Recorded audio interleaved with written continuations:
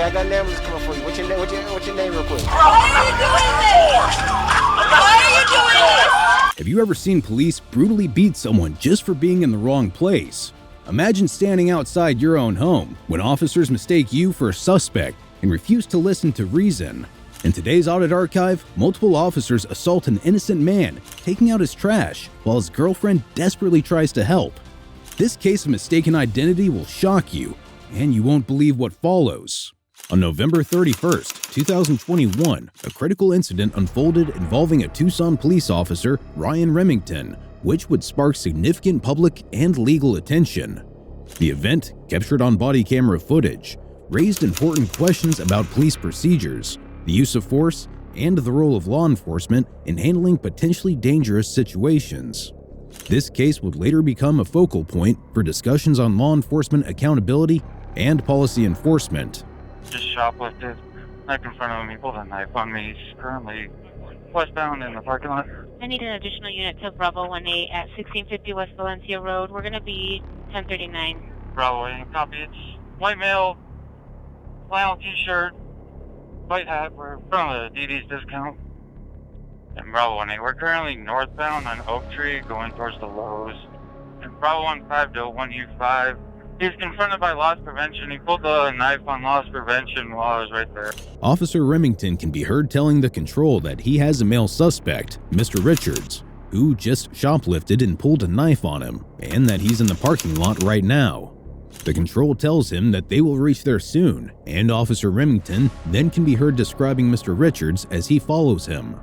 Officer Remington tells them that he was confronted by loss prevention and pulled out a knife at them while Officer Remington was right there. Got his knife in his other hand. Not go to the store, sir. Stop now. You need to stop.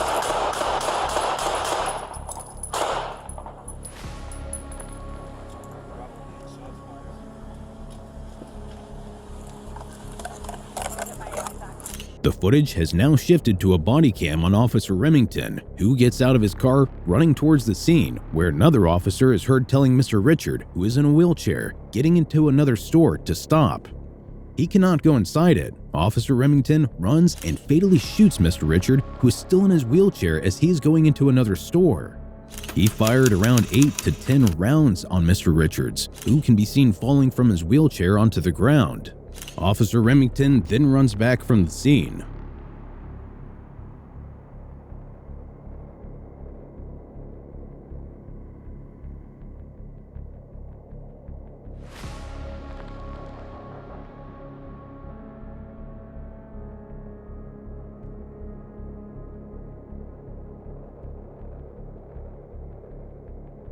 Bravo 15, we have one gunshot victim. Officers are code 4. Bravo 15 is it code 4 for meds to move in at this point. Bravo 15, I'll need units here. Code 3, we got a lot of people here. 10-4, stand by just one. Is it okay for meds to move in? Is the scene secure? Yeah, scene's code 4, meds can move in. The footage then shifts to low security camera, where Mr. Richard can be seen coming into the store, and when Officer Remington shoots him, he immediately stops, as all the stuff from his hands drops to the ground.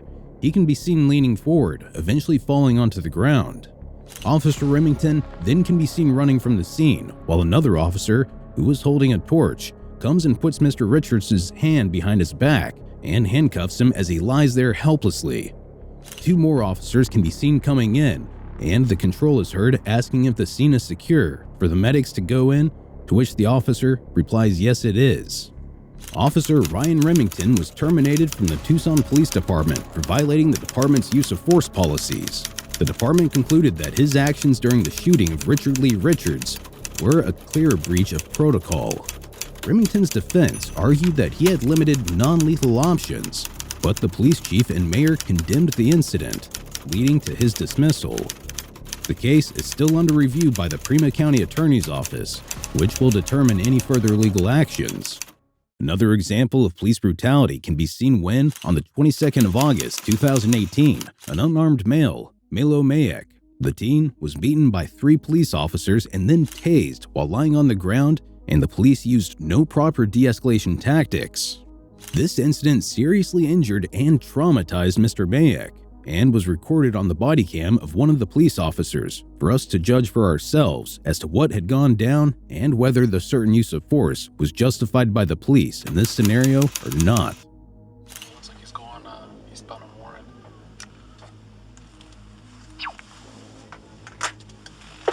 Eastbound Warren, okay. Yo! Come here, man.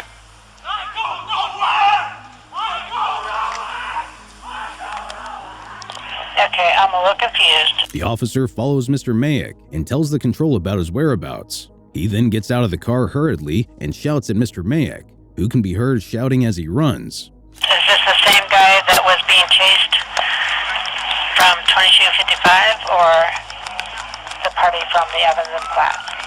Or the same thing altogether? Hold the air. We have on mid-block. Jason.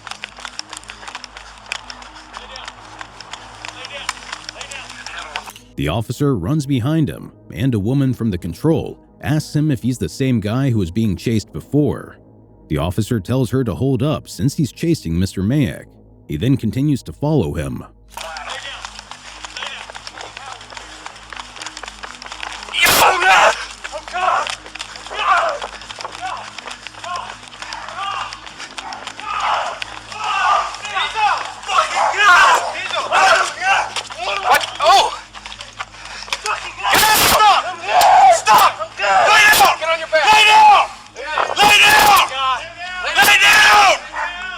As the officer approaches him, another officer can be heard telling Mr. Mayak to lie down. As Mr. Mayak is standing, the officer comes up to him and pushes him, but he manages to escape and run into the garage. The officer takes out the taser to shoot Mr. Mayak, who is coming out of the garage, but he trips and falls. As he falls on the ground, sitting unarmed, another officer can be seen hitting him with his baton, telling him to stop and lie down as two more officers approach him. On your belly! Glove up, guys, glove up.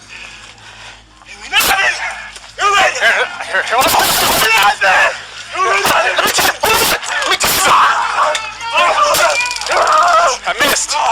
Somebody else. Anybody else have a taser? I'm good. Stop. I'm good. The officers then tell him to get on his belly, and he helplessly lies down and follows their command. Another officer comes to put his hand behind his back and handcuff him, but he gets up. As he tries to get up, one of the officers starts beating him with his baton, while the other officer with the body cam tases him. Mr. Mayak falls to the ground, screaming in pain. The officer continues to tase him as he lies there on the ground, screaming and rolling in pain. The officer can be heard asking if anyone else has a taser. Another officer comes in and puts his hand behind his back as he's lying. Yeah, hold on, get him! All right. Keep it.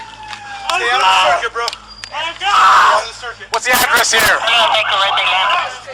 Huh? 2240 South 4240 South Jason. 2240 South Jason. God! Turn over. Put your left hand behind you. Left hand behind your back, bud. Left hand. Anybody's big! Anybody's big! Anybody's big! Anybody's big! Oh! Oh my God! As the officer is holding Mr. Mayak's hand behind his back, he can be heard screaming because of the pain, as if the officer is twisting his arm. As he is just lying there, another officer tases him, and again he screams in pain and moves his arm. He's heard saying and screaming, "Oh God," multiple times. The officer asks a man for the address, and 4 other officers can be seen, out of which 3 are around Mr. Mayak. They put him in handcuffs and asked him to turn over. One of the officers is seen holding Mr. Mayak's foot with his baton, which he then twists and brings to the other side for him to turn over, all through which Mr. Mayak is heard screaming in pain. The officer then puts handcuffs on him. Code 10, thank you. 420 big, ready, Lieutenant. He's running. I don't know what his deal is. What did you We're gonna run need statements written from you Anybody else that saw this? Or another cruiser. The officers can be seen surrounding Mr. Mayak, who lies on the ground helplessly screaming because of the pain. 2 civilians can be seen witnessing the whole incident.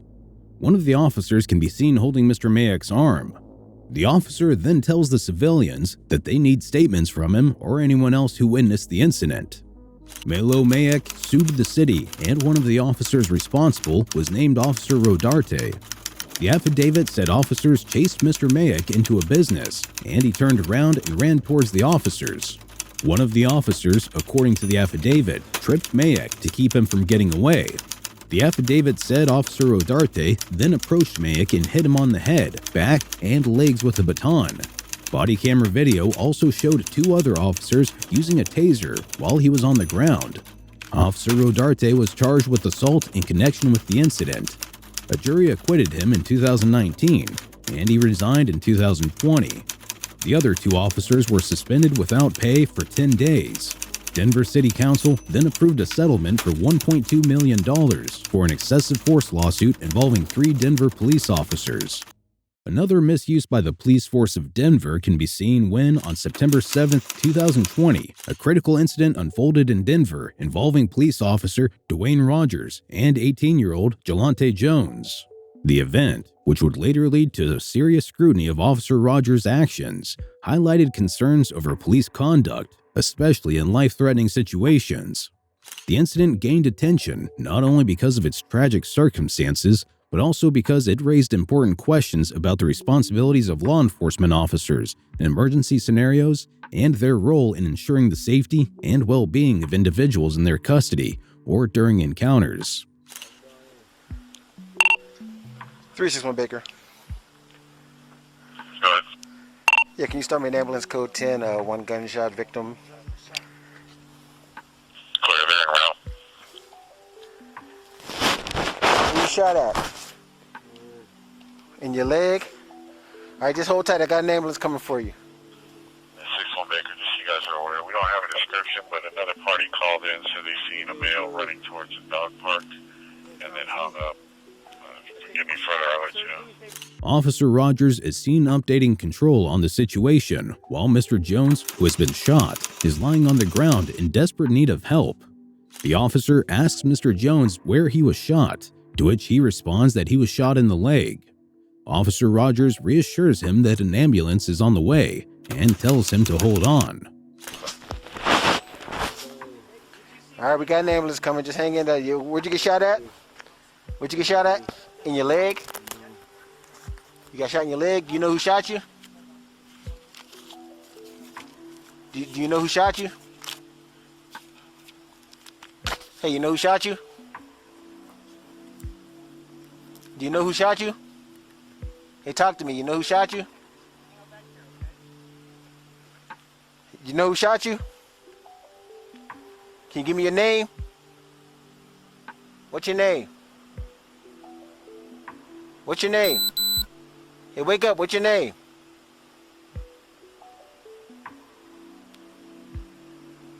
What's your name? Hey, can you tell me your name? Hey, what's your name? I'm dying. Alright, what's your name? Huh? 64 Baker to 62. As Mr. Jones lies in pain, Officer Rogers repeats that an ambulance is coming for him. He confirms again that Mr. Jones was shot in the leg. He then asks if Mr. Jones knows who shot him, but Mr. Jones remains unresponsive. Officer Rogers repeatedly urges him to speak, asking for his name and telling him to stay awake. Despite his injuries, Officer Rogers does not attempt to provide any medical assistance, continuing to question him while Mr. Jones can be heard saying that he is dying. Hey, what's your name real quick? Okay, I got an ambulance coming for you. What's your name? What's your name real quick?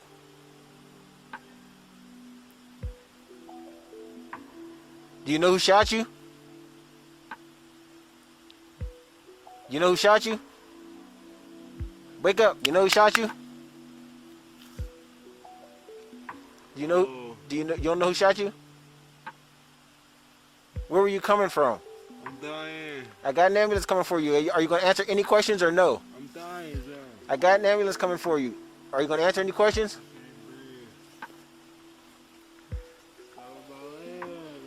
All right, I got an ambulance coming for you.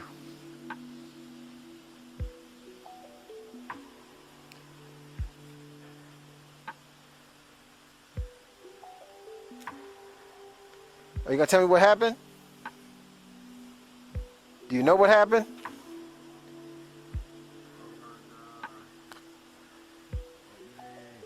Do you live in this complex? 6-4 first possible. We're gonna need.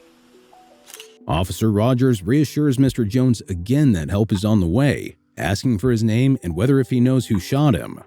Mr. Jones says he doesn't know and repeats that he is dying. Officer Rogers insists that the ambulance is coming, but continues to press Mr. Jones for information, despite his repeated pleas for help.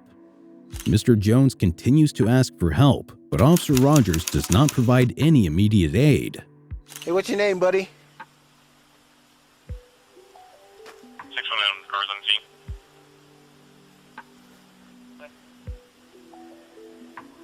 I'm always off. You need me 9 or 10.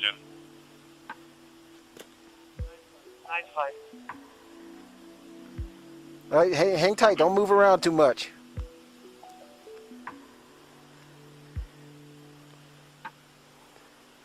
I got an ambulance coming for you. 703.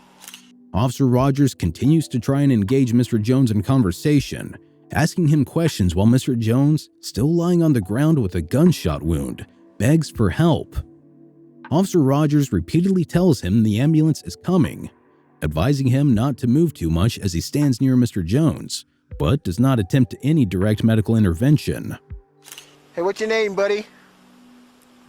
Radius, going back 349.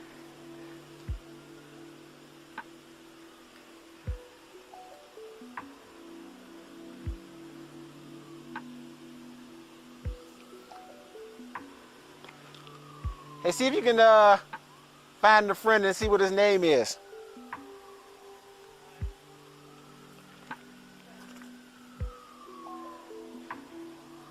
All right, hang tight. We got an ambulance coming for you.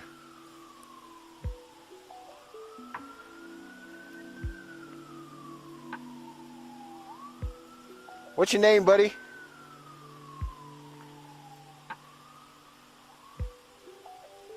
What's your name?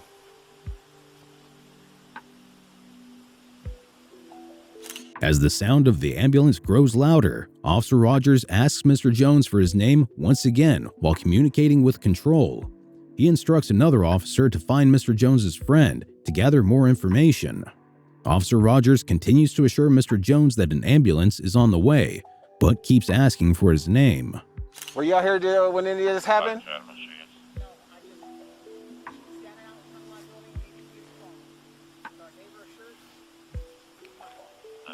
I've got another one ready. Hey, what's your name, buddy? You can start over. Your way south, 2525 South Dayton, 2525 South Dayton Way, number 1306. Officer Rogers questions a group of people nearby to see if they witnessed the shooting. A man responds that he wasn't present. He then turns back to Mr. Jones, still asking for his name. Meanwhile, Control updates Officer Rogers on another incident, but he remains focused on Mr. Jones, who is unresponsive and still lying on the ground.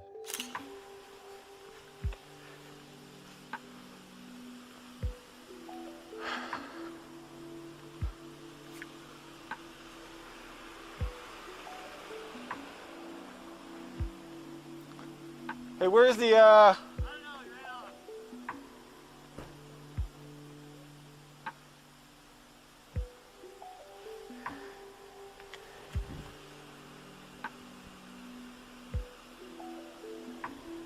He ran off? Yep. He said he called his sister and was waiting for his sister to come around, and I told him to come back over here. Yeah. Because this guy won't tell me his name. You saw it also, officer. Okay. Officer Rogers is seen walking away from Mr. Jones to speak with the officer who went to look for Mr. Jones's friend. The officer tells him that the friend ran off to call his sister. Officer Rogers updates him that Mr. Jones won't tell him his name.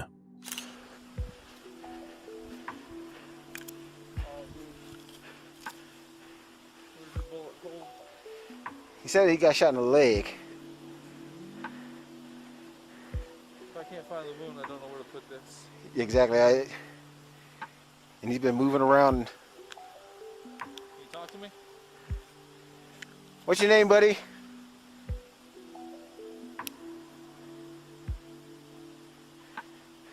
Is he still breathing? Check if he's still breathing.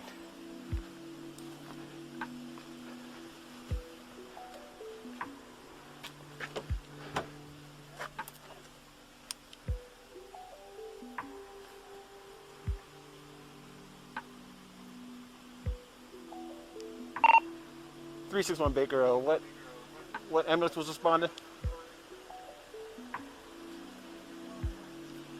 What? 6-7, sir.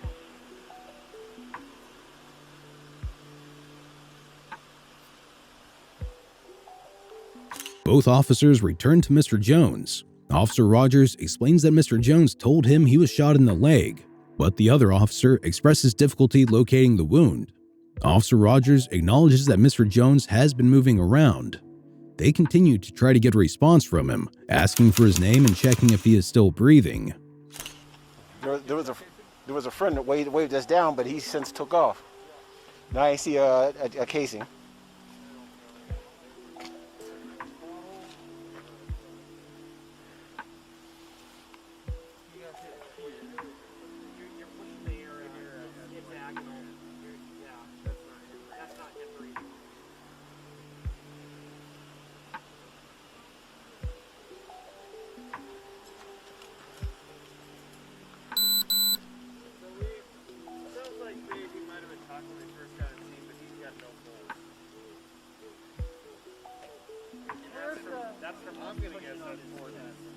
That's from you pushing on his chest? Yeah, that as far as the air movement. Where's the wound? He said he got shot in the leg. Yeah, it looks probably like his legs. We gotta get this clothes off him. What do you think? You still want me to go in the ambulance with him? Yeah. Yeah. How long have you been doing this? We just started last talk.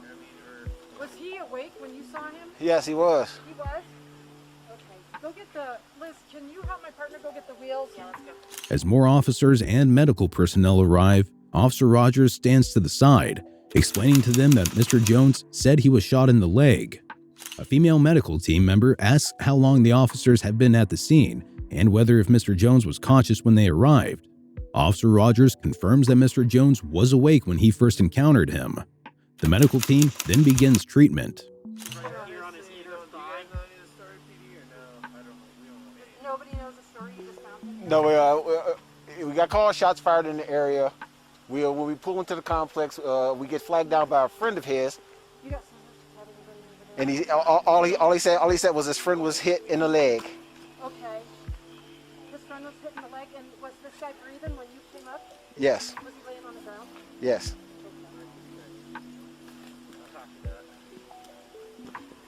The medical team member asks if anyone knows the details of how Mr. Jones was shot. Officer Rogers explains that they received a call about shots fired in the area, and when they arrived, Mr. Jones' friend told them that he had been hit in the leg. The medical team member then inquires if Mr. Jones is still breathing, which Officer Rogers confirms that he is. I'm going to leave these clothes and shoes and everything here.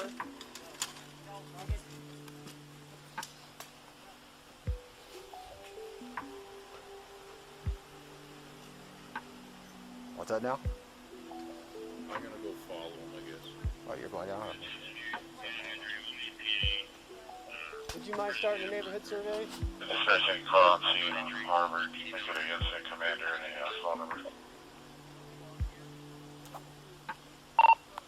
361 Baker, phone number.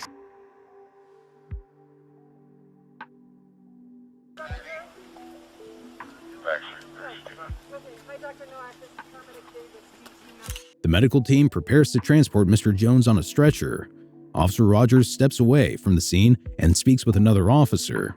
Meanwhile, an officer begins conducting a neighborhood survey as the investigation into the shooting begins. Following the investigation into Officer Dwayne Rogers' actions, the Denver Police Department took significant steps to ensure accountability. The department conducted a thorough review of the incident with oversight from the Office of the Independent Monitor to assess whether proper procedures were followed. As a result of the disciplinary process, Officer Rogers was fired from his position. Additionally, a second officer who was also present during the incident resigned during the investigation. This outcome underscores the department's commitment to holding officers accountable for their conduct, particularly in critical situations, and ensuring that law enforcement standards are upheld. Poor decision-making with a lack of evidence can be disastrous, as it can also be seen when on May 24, 2019, in Hollywood, California, Antone Austin, a music producer who is black, was taking out his trash when Los Angeles police officers, responding to a domestic violence call from a white neighbor, mistakenly detained him. Officers were unsure of Austin's identity, but proceeded to handcuff him as he resisted. His girlfriend, Michelle McLuix, attempted to intervene, leading to her arrest as well. The incident, captured on body camera footage, has raised questions about police conduct, racial profiling, and the handling of such encounters by law enforcement.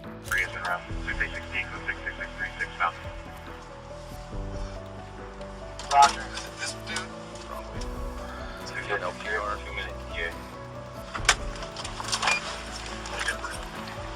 Turn around for me. Turn around. Turn around. Turn around because I told you to. Turn around. Bro, I live here. All right, we got a call. Okay, man. I don't know who I'm looking for yet. Come on, step. Turn around.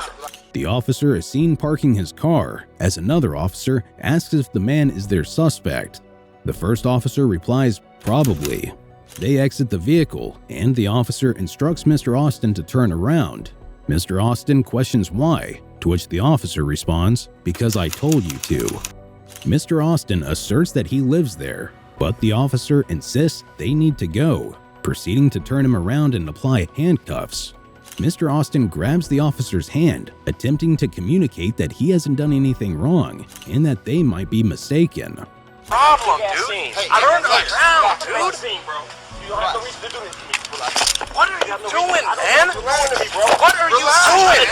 What is your problem? Get up against the wall. What you're doing to me? Jeez. Hey, Michelle! Michelle! Dude, what are you doing? Michelle! Stop. Hey, yo, Michelle! Jeez. Yo, you're looking for the people upstairs, bro. I don't know. Relax. Me, dog. You can't hit me. Yo, you got your hands on me for no reason, bro. Hey,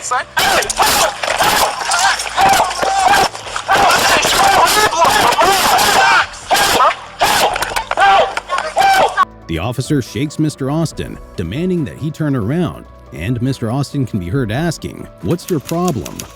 2 additional officers are now seen using force to try and subdue Mr. Austin.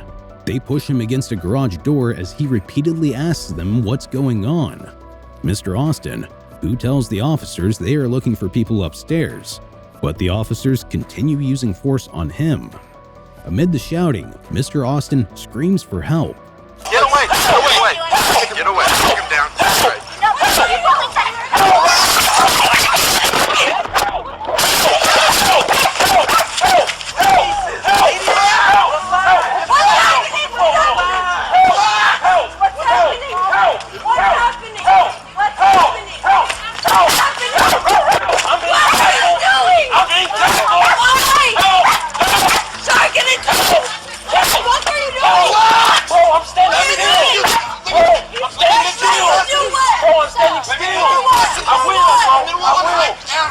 The officers forcefully push Mr. Austin to the ground as his girlfriend, Miss McLuix, appears. The body camera falls to the ground, capturing the officers' continued use of force on Mr. Austin, who is still screaming for help. Miss McLuix rushes towards the officers, panicked, asking what's happening while attempting to cover herself. The officers are seen hitting Mr. Austin as he screams, and Miss McLuix tries to defend him. She grabs Mr. Austin's arm, but the officers pull her away. Bro, stop! For what? What are you taking him in for? Bro, this is dumb, bro. Stop! What are you taking him in for? For what? Stop! up, guys! Why are you doing this? All you have to do is ask my name. All you have to do is ask me. Why are you doing this? I didn't run from you. All you have to do is ask me. Bro, I'm not him. Bro, I'm not him. Bro, Why are you doing this? Why are you doing this? Another officer arrives and pulls Miss McCluix away from the scene. The officers then shove Mr. Austin against the garage, attempting to get his hands behind his back to arrest him. Miss McCluix repeatedly demands to know why this is happening. Mr. Austin continues to assert that he is not the person that they are looking for. Two officers struggle to force Mr. Austin's arms behind his back and then drag him away.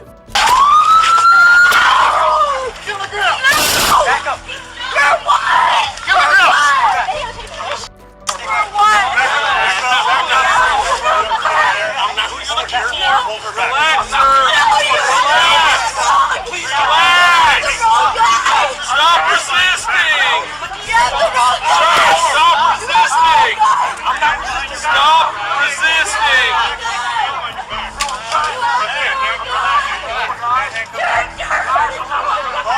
Just relax. As Miss McCluix tries to approach Mr. Austin, another officer steps in and drags her away, holding her back from him. Both Mr. Austin and Miss McCluix are heard screaming and crying. A woman approaches to record the incident, but another officer immediately intervenes and removes her from the scene. Miss McCluix is now on the ground, crying, while the officers tell her to relax. Officers continue to tell Mr. Austin to stop resisting, though he repeatedly states that he is not. Miss McCluix screams that the officers have the wrong person. My rights have been violated, bro. I have nothing else to say. I live here. I had nothing wrong behind the floor. I did nothing. I did nothing. I did nothing. I did nothing, dog. And I got slammed on the ground. I just told motherfucker I did nothing. Nothing. I did nothing. No. Now you're arresting my girl and she's naked, bro. Bro, look behind you. Look behind you. She has no clothes on. Bro, that girl right there and our man upstairs is what we were looking for. I was coming out here. This is my laundry room. Both Mr. Austin and Miss McCluix insist their rights have been violated, stating they did nothing wrong and were never given the chance to explain.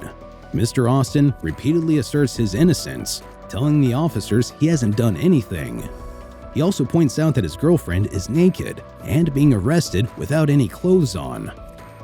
The aftermath of the incident saw both Mr. Austin and Miss McCluix jailed, with each paying a substantial bail of $57,000. The charges they faced, resisting arrest and interfering with an officer, highlight the legal consequences they encountered despite the mistaken identity. Their cases led to a lawsuit alleging racial profiling and wrongful arrest, raising important questions about police practices and accountability. The city of Los Angeles, however, maintains that the claims are baseless and is seeking dismissal of the lawsuit. As the trial is set for October, the legal battle could have significant implications for how police conduct is scrutinized and how such incidents are handled in the future. Be sure to check out our previous video where we cover another outrageous police encounter